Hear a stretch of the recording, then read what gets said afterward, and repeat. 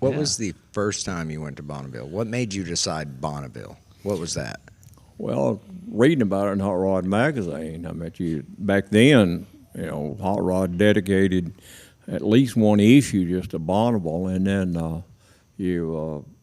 all through the year they had cars that ran out there because that was actually before drag racing started. They were running Bonneville in 1948.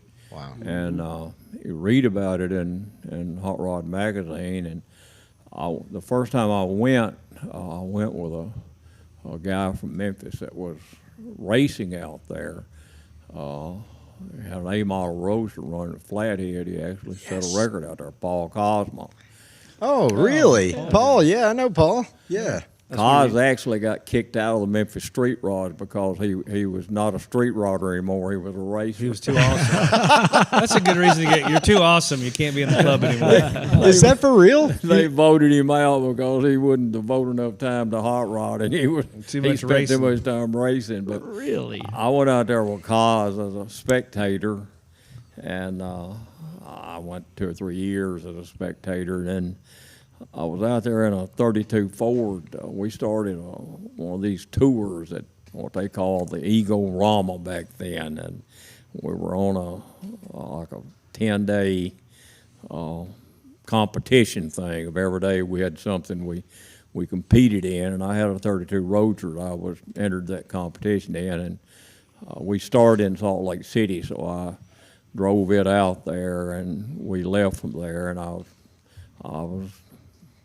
decided I may want to try that. Of course, everybody's dream is to go 200 miles an hour back then, and I was impressed enough with it. I wanted to try it, and I went back the next year and bought a car that was in the starting line out there that was for sale, a little Flathead Roadster.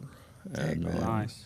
Flathead with a C4 in it, and it wasn't painted or anything. So I bought it out there and brought it back to Memphis and painted it and put seat belts in it big enough to fit me. And the old boy that had it was from Denver. He'd built it for a drag car for a woman that lost interest in it, and they were out there running it. And I got it up to 118 miles an hour in my lifetime, the fastest I ever drove it.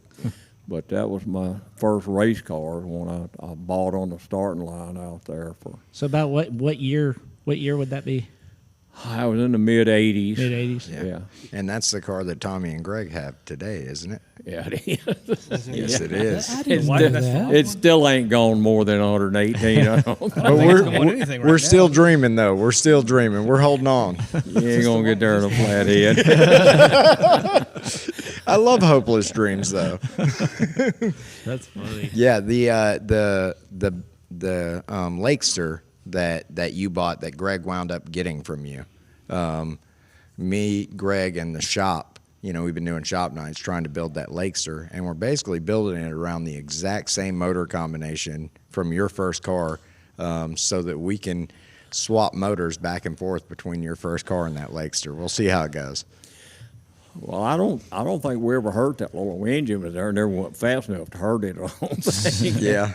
But it was. I drove that little car for 3 years out there, and then I decided I wanted to go a little faster. I wanted to go 200, so I ended up buying another car that was running out there, a 32 Roadster. And, I ended up running it a couple, 3 years, and I got it up to around 185 a couple of times. I never could get 200 out of it.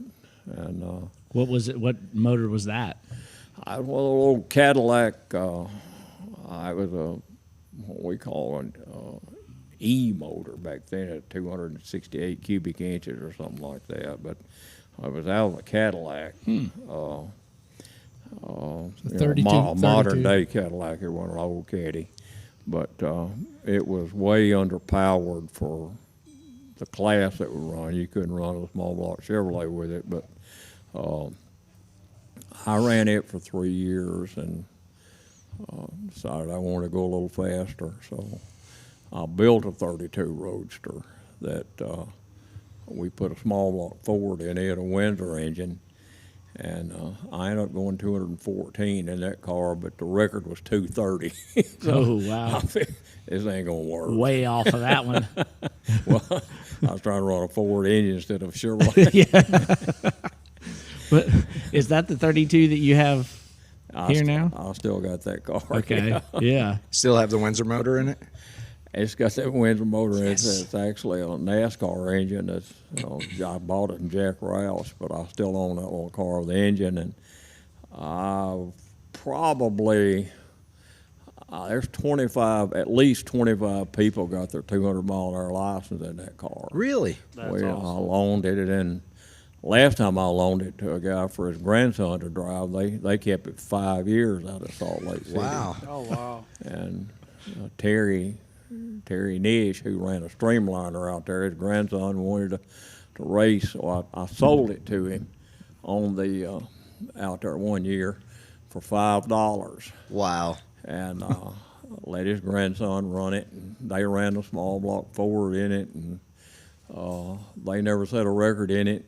But I think everybody in his shop ended up going around 200 in that car. But Terry passed away on me 3 years ago, and I bought it back from him for $5. That was the agreement we had. Did you give them the exact same $5 they gave you back? Tell me you did. I got that in my pocket right now. Get out of here. Really? I got Terry's $5 bill in my pocket. Man, that's awesome, right now. man. Wow, that's pretty neat. Yeah, I dig that. I dig that.